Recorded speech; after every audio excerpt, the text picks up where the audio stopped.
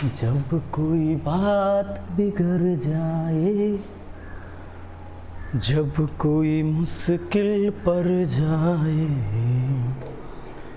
तुम देना साथ मेरा वो हमनवा।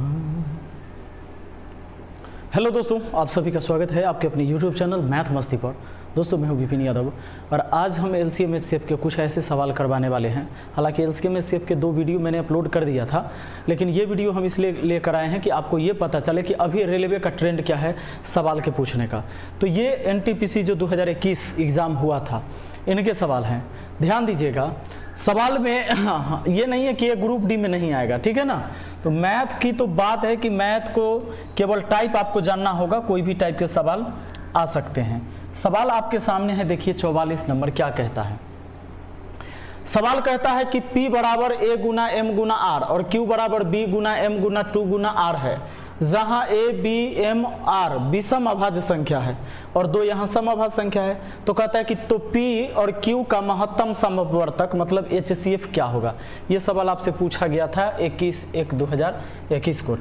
सवाल है कि P बराबर आपको दिया हुआ है A Guna M Guna R और Q का मान दिया हुआ है B गुना M गुना 2 गुना R। अब कहता है कि इसका HCF बताइए। HCF बताइए, HCF किसका? P और Q का। तो P का मान इतना है और Q का मान इतना है। HCF का मतलब होता है दोस्तों हाईएस्ट कॉमन फैक्टर। HCF का मतलब होता है कि अधिक से अधिक गुणनखंड जो कॉमन होगा। तो कॉमन क्या क्या आ रहा है इसमें? इसमें A है, इसमें A नहीं है, इसमें M है, इसमें M है, M तो एक M हो गया, गुना है, गुना दे लीजिए। R इसमें है, R इसमें है, तो R भी ले लीजिए। और कुछ नहीं आ सकता है क्योंकि इसमें 2 है, इसमें 2 नहीं है, B इसमें है, B इसमें नहीं है। तो जो कॉमन होगा वही HCF होता है। तो M गुना R यानी MR, ऑप्शन C आपका आंसर हो जाएगा। ठीक है, HCF का मतलब होता है हाईएस्ट कॉमन फैक्टर।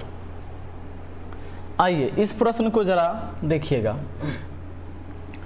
कहता है कि n और n+1 का महत्तम समापवर्तक यानी HCF क्या होगा, जहां n एक प्राकृतिक संख्या है।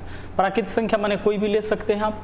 मान लो कि n के जगह हम 2 ले सकते हैं, तो n+1 क्या हो जाएगा, 2 + 1 3 हो जाएगा। इसका HCF क्या होगा दोस्तों? इसका HCF 1 होगा, क्योंकि इन दोनों में कॉमन 1 आएगा। इतना गुना 3 गुना 1 लिख सकते हैं, 2 गुना 1 लिख सकते हैं। चाहे मान लीजिए n के जगह आप 5 ले लेते, तो अगला संख्या n+1, तो यहाँ 5 और 1 कितना होता, 6। इसका भी अगर HCF आप बनाते तो HCF 1 ही होता है ना। चलिए तो टाइप को देख लेना है कि किस टाइप के सवाल थे। नेक्स्ट क्वेश्चन आपका कहता है कि 7 संतरे, 28 सेबों और 42 आम के पेड़ को पंक्ति में इस प्रकार लगाया जाना है कि प्रत्येक पंक्ति में केवल एक ही किस्म के पेड़ हो और पेड़ की संख्या समान हो। इस प्रकार लगाए गए पेड़ की पंक्तियों की न्यूनतम संख्या ज्ञात कीजिए। पेड़ के पंक्तियों की न्यूनतम संख्या ज्ञात कीजिए। पहले तो ये पता करिए कि हम एक पंक्ति में कितने पेड़ लगाएंगे कि हर पंक्ति में पेड़ की संख्या समान हो। पहले तो ये पता करिए कि हर पंक्ति में हम कितने पेड़ लगाएंगे कि प्रत्येक में पेड़ की संख्या समान होगा। जैसे मान लीजिए कि 7 गो आपका संतरा का पेड़ है, 28 गो सेब का पेड़ है, 42 गो आम का पेड़ है। इसका HCF बना लीजिएगा ना, तो आपको पता चल जाएगा कि एक पेड़ की क्षमता क्या होनी चाहिए। तो 7, 28, 42 में सबसे छोटी संख्या 7 सबको काट देगा, इसलिए 7। मतलब एक पंक्ति में हम 7 पेड़ लगा देंगे ना, तो हमको क्या करना पड़ेगा, यानी पेड़ की संख्या सब में समान हो जाएगा।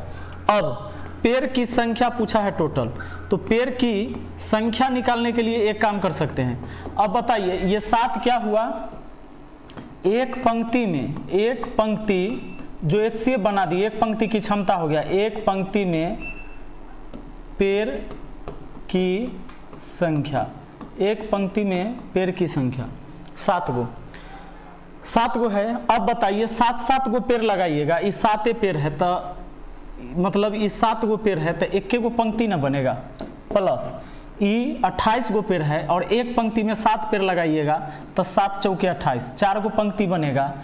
और 7 गो पेड़ लगाइएगा, 42 गो पेड़ है तो 7 छके 42 यानी 6 पंक्ति बनेगा। तो 6 4 10 और 1 11 यानी आपका आंसर ऑप्शन सी हो जाएगा, 11 गो पंक्ति हो जाएगा। ठीक है ना। और एक पंक्ति में पेड़ की संख्या कितनी? 7।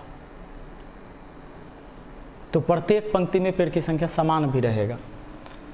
सवाल है अगला, 3 कंटेनरों में क्रमशः 72 लीटर, 90 लीटर और 144 लीटर दूध भरा है।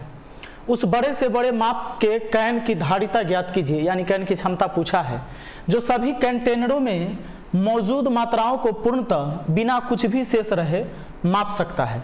पूर्णतः माप देना मतलब पूर्णतः भाग देना, और पूर्णतः भाग कौन देता है? HCF ही भाग देता है। दोस्तों कोई भी संख्या जो है अपने मौसा से कट जाता है, यानी मौसा किसी भी संख्या को काट सकता है। कहने का मतलब ये है कि यहाँ पर 3 कंटेनर था जिसमें 72, 90 और 144 लीटर अलग अलग कहता है कि दूध भरा है। उस बड़े से बड़े कंटेनरों, हाँ कहता है उस बड़े से बड़े मापक कैन की धारिता ज्ञात कीजिए। मतलब एक ऐसा कैन की धारिता हमको ज्ञात करना है जिससे अगर मापेंगे तो ये भी पूरा माप आना चाहिए, ये भी पूरा माप आना चाहिए, ये भी पूरा माप आना चाहिए।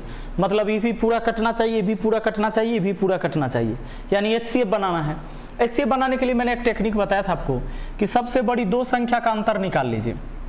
तो 10 और 44, 54 ही ज्यादा है, यानी सबसे बड़ी 2 संख्या का अंतर निकाल लीजिए 54। इस 54 को जो ऑप्शन काट देगा वही मौसा हो जाएगा। तो बताइए इस 54 को कौन काट देगा? कहिएगा सर 18 काट देगा। 18 काट देगा ना, सबसे बड़ी संख्या 18 जो इसको काट देगा, आपका आंसर ऑप्शन बी हो जाएगा।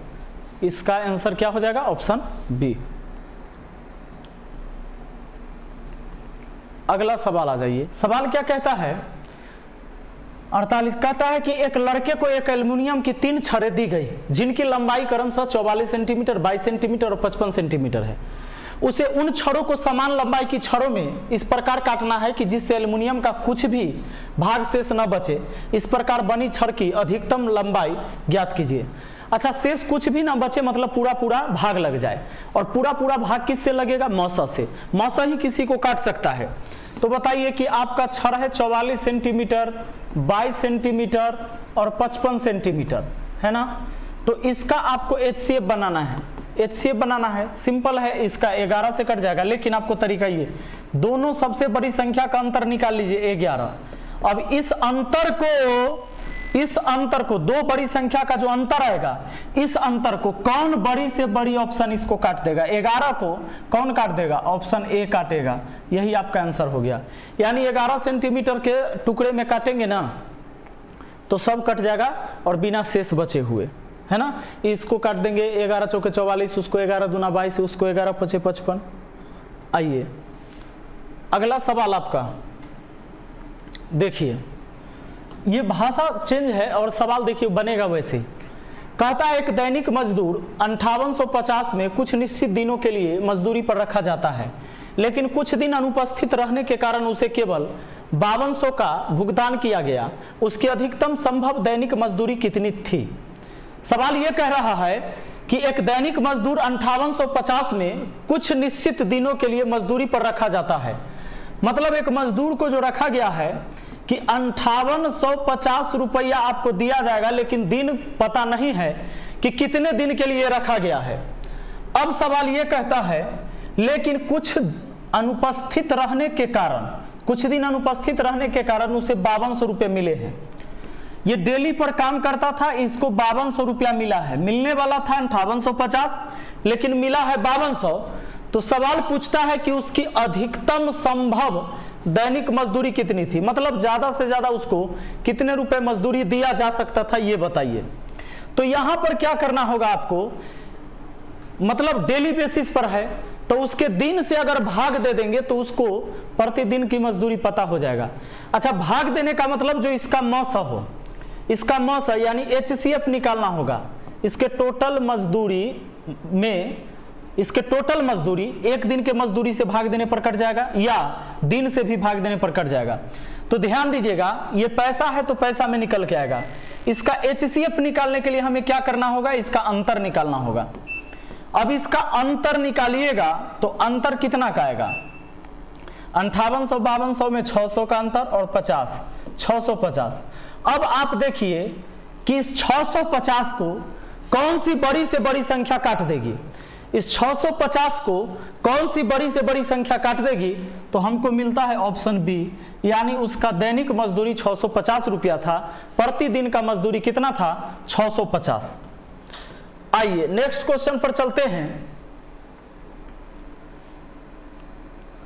सवाल है कि दो संख्याओं का योग 288 है और महत्तम समापवर्तक 16 है, ऐसी संख्या के कितने युग्म बनाए जा सकते हैं। दोस्तों सवाल यह कहता है कि कोई दो ऐसी संख्या है जिसका योग तो 288 होगा और उसका जो है HCF 16 होगा, उसका HCF कितना होगा 16।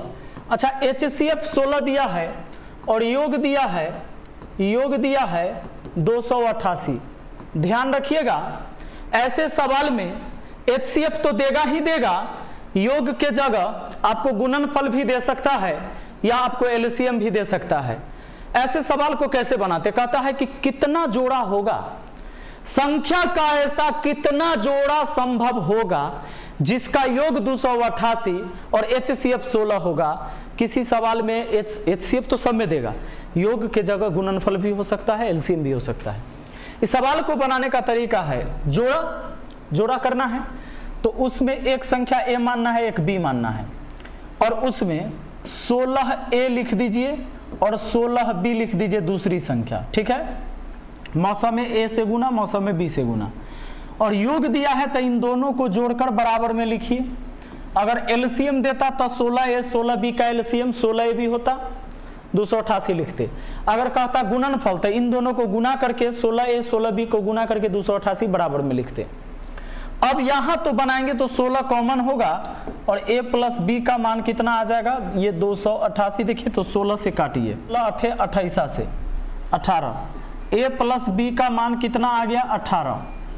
अब आपको सोचना होगा कि ऐसी कौन दो संख्या ले जो 18 हो लेकिन उसका HCF 1 होना चाहिए हमेशा, वही पेयर पॉसिबल होगा।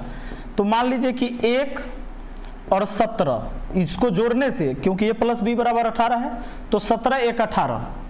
उसके बाद अगर हम चलते हैं तो 13 5 18, यानी 5 और 13 18 हो जाएगा। उसके बाद आगे अगर आइएगा तो 7 11 18 हो जाएगा। यानी ये ऐसे पेयर हैं जिनका HCF 1 आएगा, यानी 3 पेयर लग रहा है, तो ऑप्शन डी हो जाएगा। अच्छा, जिसका HCF 1 आएगा वही पेयर पॉसिबल होगा। हाँ, अगर संख्या निकालना होता तो आप संख्या निकाल सकते हैं। 1 गुना 18 लिखिए 18, फिर 17 गुना 18 लिखिए, जो संख्या आएगा वो, ये एक जोड़ा हो गया। उसी तरह 5 गुना 18 और 13 गुना 18 ये दूसरा जोड़ा बन गया। उसी 7 गुना 18 11 गुना 18 ये तीसरा जोड़ा बन गया। ऐसे करके आप संख्या भी निकाल सकते हैं। अगला सवाल देखिए, प्रश्न है कि इतना का महत्तम समापवर्तक क्या होगा। अच्छा, HCF का मतलब होता है हाईएस्ट कॉमन फैक्टर। HCF में उसी को ले सकते हैं जो सब में होगा। अच्छा, एक बात बताइए, इसमें अगर कॉमन देखिएगा 5 यहाँ है, यहाँ है, यहाँ है, तब 5 लिख दीजिए, ठीक है। और इसका सबसे छोटा पावर चढ़ा लीजिए, तो 5 यहाँ, 5 यहाँ, यहाँ 3, यहाँ 2 और यहाँ कोई पावर नहीं है तो बिना पावर के लिख दिए। गुना 4 यहाँ 3 बार है, 4 यहाँ 4 बार है और 4 यहाँ 3 बार है, नहीं तो 4 तो लिखेंगे ही, लेकिन इसका सबसे छोटा पावर यहाँ 3, यहाँ 4 और वहाँ 3, यानी 4 का सबसे छोटा पावर यहाँ 3 ही दिख रहा है, इससे छोटा नहीं दिख रहा है।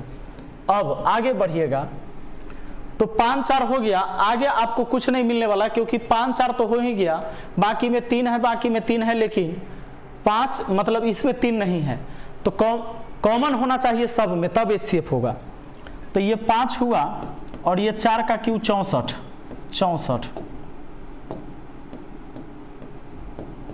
64 पचे कितना, 4 पचे 20 और 6 पचे 30 और 2 32,